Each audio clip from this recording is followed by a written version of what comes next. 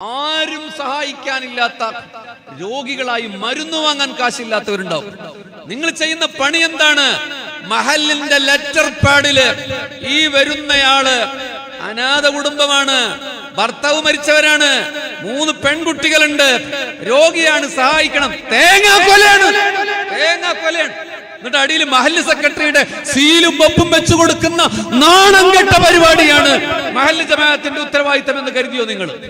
അതാണ് മഹല്ല് ജമാഅത്തിന്റെ ഉത്തരവാദിത്തം. വെള്ളിയാഴ്ച വേർത്തൊലിച്ചൊരു പെണ്ണ് ഈ ലെറ്റർ പാടുമായി ഖത്തീബ് പറയാണ്, ഇതാ ഇന്ന മഹല്ലിൽ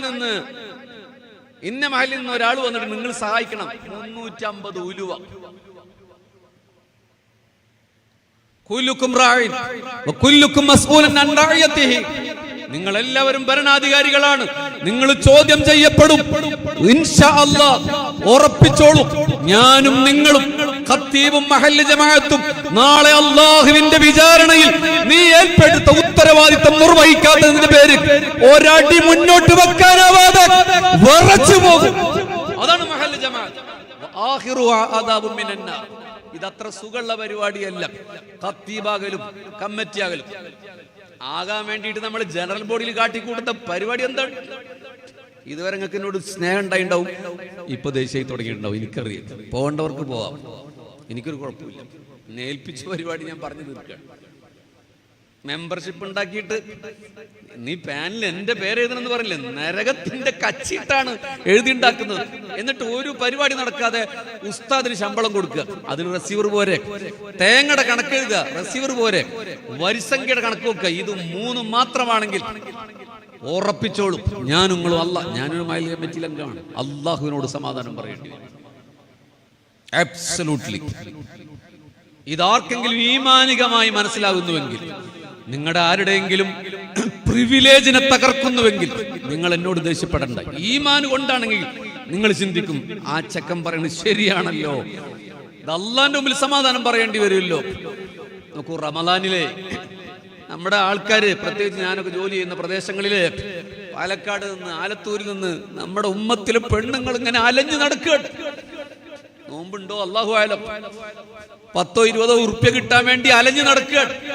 എന്തുകൊണ്ടാണ് ആ സിസ്റ്റം ഉണ്ടായത്? ഈ ഒരു ഡാറ്റാ ബാങ്ക് നിങ്ങൾ തയ്യാറാക്കിയാല് നിങ്ങളുടെ നാട്ടിലെ കാറ്റഗറൈസ് ചെയ്യുക, ABCD, എക്കോണമിക്കൽ കാറ്റഗറി എന്ന് വേണമെങ്കിൽ പേര് വെക്കാം. അതായത് നല്ല സമ്പന്നർ, പകുതി സമ്പന്നർ, ദാരിദ്ര്യം അനുഭവിക്കുന്നവർ, അതിദാരിദ്ര്യമുള്ളവർ, ഇങ്ങനെ കാറ്റഗറൈസ് ചെയ്താൽ സമ്പത്തുള്ളവന്റെ വീട്ടിൽ റമദാൻ 27-ന് മുമ്പിലെ പാത്രത്തിൽ നിന്ന് കൊടുക്കുന്ന 5 രൂപയല്ല സക്കാത്തെന്ന് ബോധ്യപ്പെടുത്തിയിട്ട് ഒരു 50 നല്ല പണക്കാരുണ്ടെങ്കിൽ അവരോട് നിങ്ങൾ പറയാം, നിങ്ങളുടെ മഹല്ലിലെ വളരെ പാവപ്പെട്ട 10-20 ആളുകളുടെ പേരെടുത്തിട്ട് ഈ 50ഓളം പണക്കാർക്ക് കൊടുക്കാൻ, നിങ്ങൾ ഇയാൾക്ക് മാത്രം സക്കാത്ത് കൊടുത്താൽ മതി. എന്താണ് സക്കാത്തിന്റെ സിസ്റ്റം?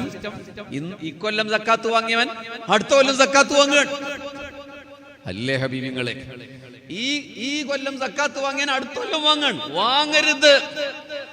ഇക്കൊല്ലം സക്കാത്ത് വാങ്ങുന്നവൻ ഒരുത്തന്റെ പണം കൊണ്ട് ഒരു ഓട്ടോറിക്ഷ വാങ്ങട്ടെ, അയാളത് ഓട്ടട്ടെ, അടുത്ത കൊല്ലം അയാൾ സക്കാത്ത് വാങ്ങാത്ത സിസ്റ്റം വരണം. ഇത് സുന്നത്ത് ജമാഅത്തിന്റെ, മഹല്ല് ജമാഅത്തിന്റെ ഭാരവാഹികൾ നടക്കൂല നിങ്ങൾ കരുതരുത്. നടന്ന മഹല്ലുകളുണ്ട്, ഉറപ്പായിട്ടും നടന്ന മഹല്ലുകളുണ്ട്. ഒരു ഉദാഹരണം പറഞ്ഞതാണ്. അപ്പൊ ജീവകാരുണ്യ പ്രവർത്തനത്തെ ആസ്പദമാക്കി ഇങ്ങനെ ഒരു സിസ്റ്റം ഉണ്ടാക്കിയാൽ നന്നാവും. അതിന് വലിയ പണിയൊന്നുമില്ല. കമ്മിറ്റിയിൽ നിങ്ങളെ ചീത്ത പറയുന്ന മെമ്പർമാരുണ്ടല്ലോ, എക്സിക്യൂട്ടീവ് കമ്മിറ്റി, ജനറൽ ബോഡിയിലും അല്ലാത്തവരൊക്കെ ചീത്ത പറയുന്ന ഒരു പണിയില്ലാത്ത മെമ്പർമാരില്ലേ, അവരുടെ മണ്ടക്ക് വെച്ചു കൊടുക്കുക.